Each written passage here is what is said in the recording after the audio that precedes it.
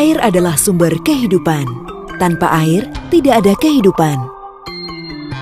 Di kota-kota besar, air kerap menjadi masalah seperti halnya di Jakarta. Masalah 1. Pasokan air bersih. Setiap tahun Jakarta butuh 547,5 juta meter kubik air.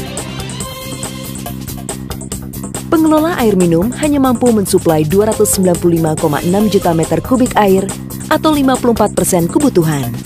Sedangkan 46% atau 251,8 juta meter kubik kebutuhan air dipenuhi dari air tanah.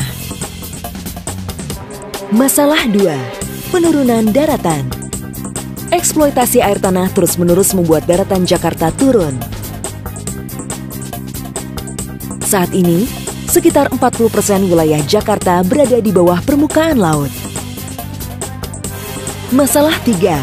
Limbah. Jika daratan terus turun, limbah rumah tangga dapat mencemari air tanah. Sedangkan sebagian limbah lainnya dapat mencemari sungai karena disalurkan tanpa diproses terlebih dahulu. Masalah 4. Pendangkalan sungai. Sampah beserta material lainnya dapat membentuk endapan yang menyebabkan pendangkalan sungai-sungai. Jika dibiarkan berlarut, berbagai permasalahan ini akan menjadi ancaman terhadap pasokan dan kualitas air. Ancaman 1. Krisis air tanah. Jika daratan terus turun, air laut akan mengikis permukaan dan tanah penyangga pantai. Akibatnya terjadi intrusi, yaitu saat air laut merembes dan bercampur dengan air tanah karena tanah sebagai filter terus terkikis. Ancaman 2. Banjir rob. Setiap tahun daratan Jakarta turun 5 hingga 10 cm. Hingga tahun 2025, penurunan diperkirakan mencapai 1,5 meter. Dan 50% daratan Jakarta akan berada di bawah permukaan laut. Akibatnya, Jakarta mudah terkena rob. Ancaman 3. Krisis sanitasi. Air limbah yang mencemari air tanah dan sungai akan menyebabkan kualitas air menjadi buruk dan menjadi medium bagi penyebaran berbagai penyakit. Ancaman 4. Krisis air baku.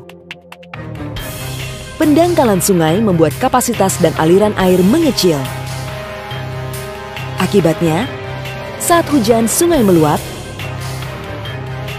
dan pasokan air baku pengelola air minum yang berasal dari sungai berkurang. Jika tidak diantisipasi, Jakarta akan menghadapi bencana besar. Namun dengan solusi yang tepat, kita bisa mengatasinya. Solusi 1. Bijak menggunakan air tanah dengan cara menambah kapasitas pengelola air minum dengan mengalirkan air dari Waduk Jatiluhur melalui pipa bawah tanah. Menambah cadangan air bersih dengan cara penyulingan air laut menjadi air tawar.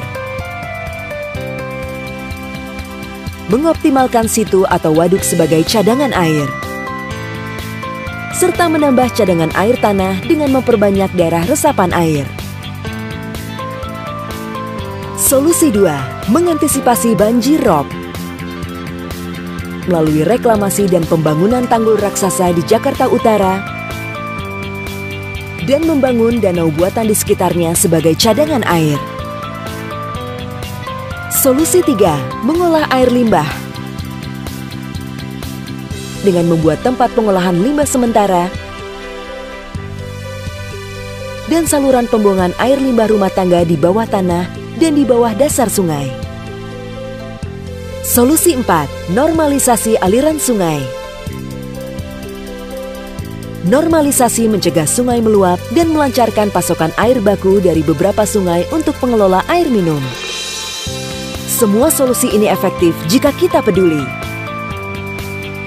Gunakan air dengan bijak dan lestarikan cadangan air tanah. Jika kita peduli, air dapat terus dinikmati dari generasi ke generasi.